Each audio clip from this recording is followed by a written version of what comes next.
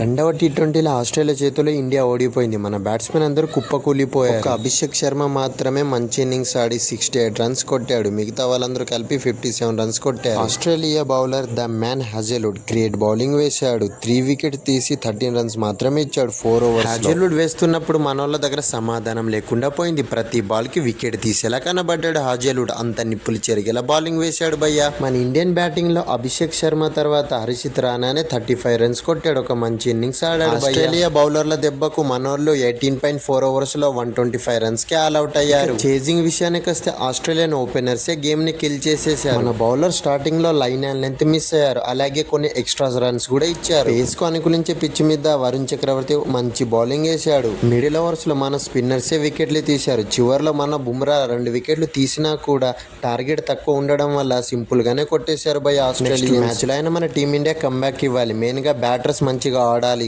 Situation కి తగ్గట్టు, conditions కి తగ్గట్టు. వీడియోని లైక్ చేసి మరిన్ని ఇలాంటి క్రికెట్ వీడియోస్ కోసం మా ఛానల్ ని సబ్స్క్రైబ్ చేసుకోండి.